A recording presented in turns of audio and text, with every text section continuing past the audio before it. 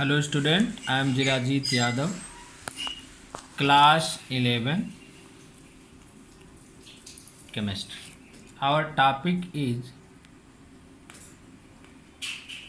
Heisenberg uncertainty principle.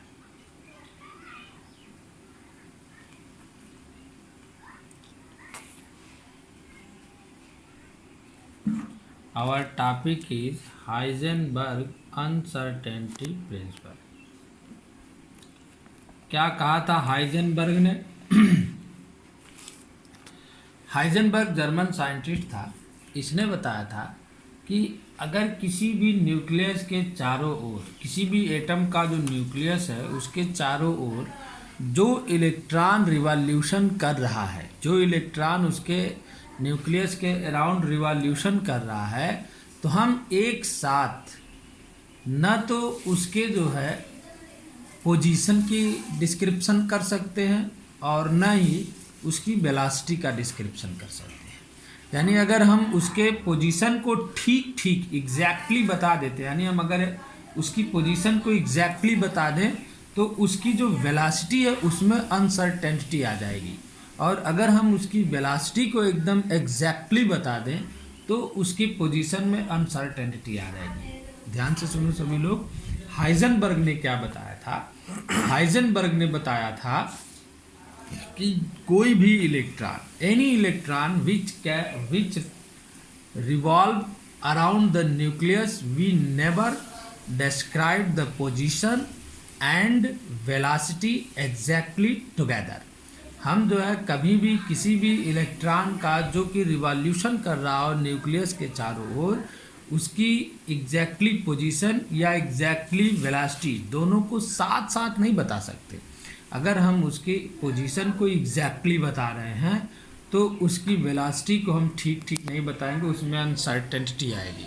और अगर हम उसकी वेलोसिटी को एग्जैक्टली बता दे रहे हैं तो उसकी पोजीशन में अनसर्टेनिटी आ जाएगी।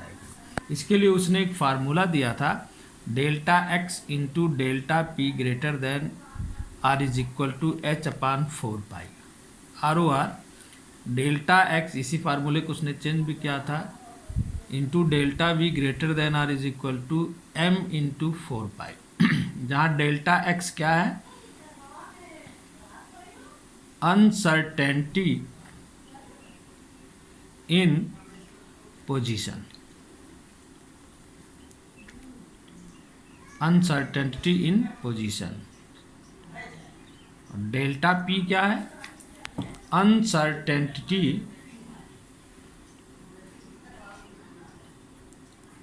इन मोमेंटम। और अगर हम सेकेंड फार्मूला की बात करें तो delta v uncertainty in velocity. Delta we क्या है? Uncertainty in velocity. हम देखेंगे कैसे दोनों के बारे में, कैसे एक अनसर्टेनिटी ऑफ आ रहा है वेलोसिटी या मोमेंटम। सभी लोग इसकी कॉन्सेप्ट को समझ लो। जो है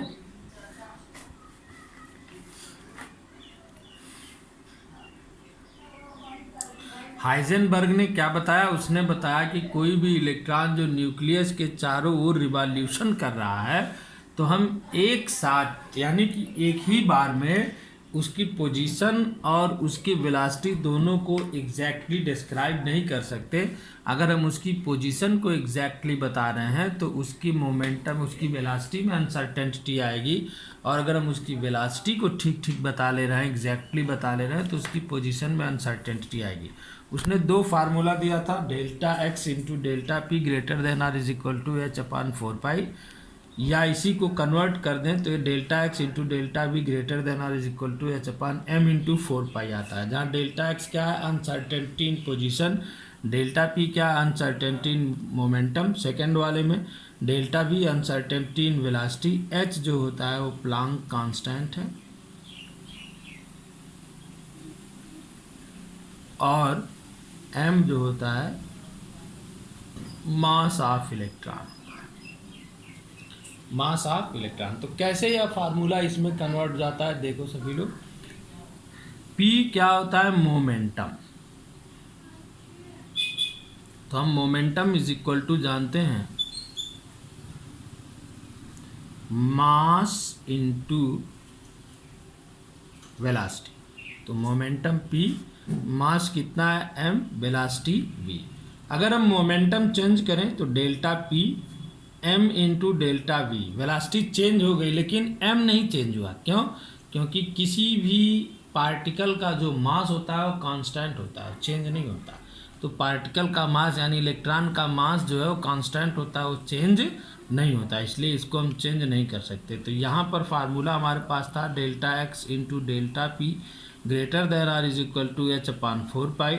डेल्टा पी की वैल्यू रख दें, delta x into m into delta we greater than or is equal to H upon 4 pi, या delta x into delta we greater than or is equal to cross multiplication से m कहाँ आ गया, नीचे। समझ गए होंगे सभी लोग, बहुत इजी है, कुछ है नहीं इसमें।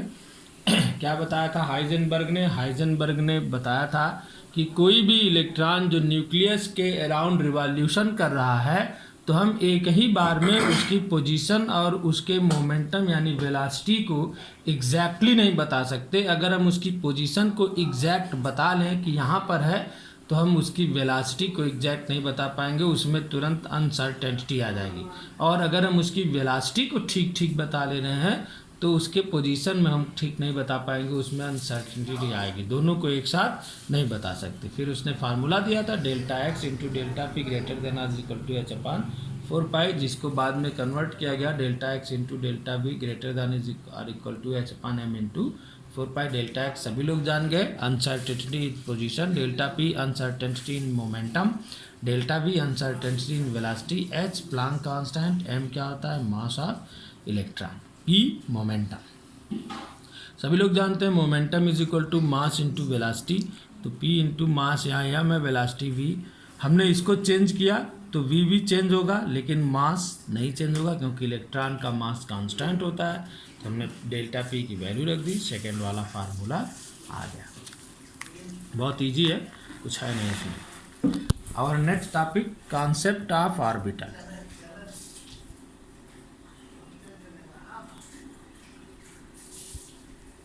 Concept of orbital. ऑर्बिटल क्या होता है? An orbital is the region of space around the nucleus within which the probability of finding an electron of given energy is maximum।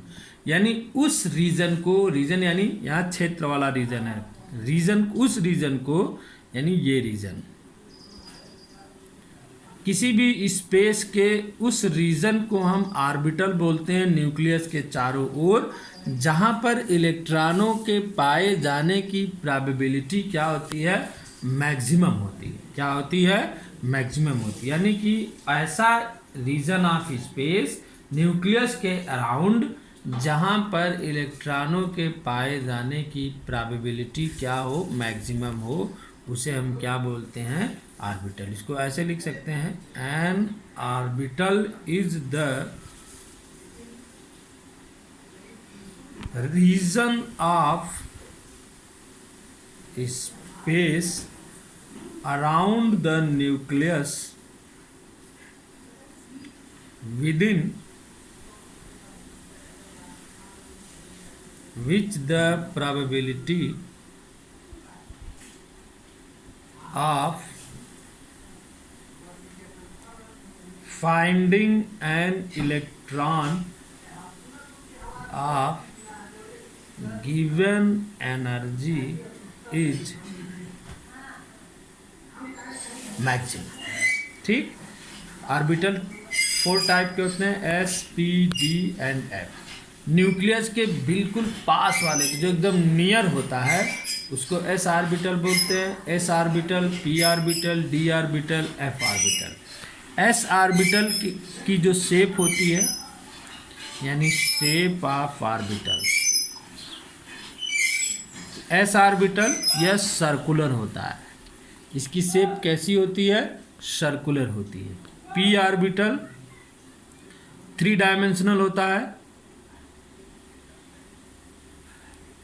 इसकी शेप डंबल होती है। कैसी होती है? As a dumbbell. किसी पर भी बना सकते हैं, एक्स एक्सिस पर भी बना सकते हैं, वाई एक्सिस पर भी बना सकते हैं। जेड एक्सिस पर भी बना सकते हैं। डी ऑर्बिटल क्या होता है? यह डबल डंबल शेप होता है। डी ऑर्बिटल की शेप कैसी होती है? डबल डंबल शेप, यानी कि डबल डंबल अगर बन रहा है तो कौन सा ऑर्बिटल होगा? D orbital. और पी ऑर्बिटल की शेप कैसी होती है? कॉम्प्लिकेटेड डंबल शेप होती है, यानी बहुत ज़्यादा एक साथ जुड़े होते हैं। कॉम्प्लिकेटेड डंबल शेप, ऐसे अगर हम लाइन खींचते जाएं तो ऐसे बनता जाएगा।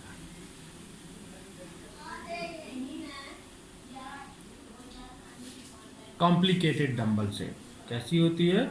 कॉम्प्लिकेटेड डंबल शेप होती है। सभी लोग समझ गए। ऑर्बिटल क्या होता है कि न्यूक्लियस के चारों ओर के स्पेस का वह रीजन जिसमें जो है इलेक्ट्रॉनों के पाए जाने की प्रोबेबिलिटी मैक्सिमम हो, उसे हम क्या बोलते हैं? ऑर्बिटल्स। क्या बोलते हैं? ऑर्बिटल्स। ये 4 टाइप के होते हैं, एस, पी, डी, एफ। आगे बताएंगे जब आप बाउ रूल समझाया जाएगा तो उसमें एस, पी, डी, एफ क्या होता है और भी क्लियर करेंगे। यहाँ पर हम शेप पढ़ लेते हैं। शेप ऑफ ऑर्बिटल्स कैसी होती है? सर्कुलर जो होगा शेप का वह एस ऑर्बिटल होता है, जो डंबल शेप का होता है वह पी ऑर्बिटल होता है। डबल डंबल अगर बन रहा हो तो डी ऑर्बिटल होता है, लेकिन अगर कॉम्प्लिकेटेड डंबल बन रहे हो तो उसे हम क्या बोलते हैं? F orbital. आज हमने 2 टॉपिक्स पढ़े, मोस्ट इंपॉर्टेंट टॉपिक्स पढ़े। हाइजेनबर्ग अनसर्टेनिटी प्रिंसिपल क्या बताया था उसने बताया था कि अगर कोई भी इलेक्ट्रॉन न्यूक्लियस के अराउंड रिवॉल्यूशन कर रहा है तो हम जो है उसके पोजीशन और वेलोसिटी दोनों को एग्जैक्ट एक साथ नहीं बता सकते। अगर एक को एग्जैक्ट बता रहे हैं तो दूसरे में जो है अनसर्टेनिटी आ जाएगी। यानी पोजीशन को एग्जैक्टली बता ले रहे हैं तो उसकी वेलोसिटी में अनसर्टेनिटी आएगी, और अगर उसकी वेलोसिटी को एग्जैक्ट बता ले रहे हैं तो उसके पोजीशन में अनसर्टेनिटी आएगी। और हमने एक टॉपिक पढ़ा, कॉन्सेप्ट ऑफ ऑर्बिटल। ऑर्बिटल क्या होता है? किसी भी न्यूक्लियस के चारों ओर के स्पेस का वह रीजन जिसमें हमारे इलेक्ट्रॉन के पाए जाने की प्रोबेबिलिटी मैक्सिमम हो, क्या कहलाता है? ऑर्बिटल कहलाता है। क्या कहलाता है? ऑर्बिटल कहलाता है। ऑर्बिटल 4 टाइप होते हैं, S, P, D, F. S कैसा होता है? सर्कुलर होता है। पी की शेप कैसी होती है? डंबल होती है। डी की डबल डंबल होती है। एफ की कॉम्प्लिकेटेड डंबल होती है, यानी बहुत ढेर सारे डंबल की शेप बनती है। तो इन दोनों टॉपिक्स को कई बार सभी लोग इसकी वीडियो देखेंगे क्योंकि बहुत ही मोस्ट इम्पॉर्टेंट टॉपिक है। इसके बाद हमको इनका यूज करना है क्वांटम नंबर्स में। किसमें? क्वांटम नंबर्स में। इसके बाद की हमारी टॉपिक क्वांटम नंबर है जिसमें हमें इन्हें यूज करना है, इसलिए इसको सभी लोग कायदे से पढ़ेंगे और याद रखेंगे कि इसमें क्या चीज़ बताई गई है। हाइजेनबर्ग के साथ साथ कॉन्सेप्ट ऑफ ऑर्बिटल। ठीक, एक चीज़ और याद रखेंगे सभी लोग, Heisenberg uncertainty principle quantum mechanics का एक थियरी है जो शुरू में दी गई थी, तो ये भी याद रखेंगे। कभी कभी एग्जामिनर्स पूछते हैं कि हाइजेनबर्ग अनसर्टेनिटी प्रिंसिपल कहाँ से आया है, तो क्वांटम मैकेनिक्स से। कहाँ से आया है? क्वांटम मैकेनिक्स से।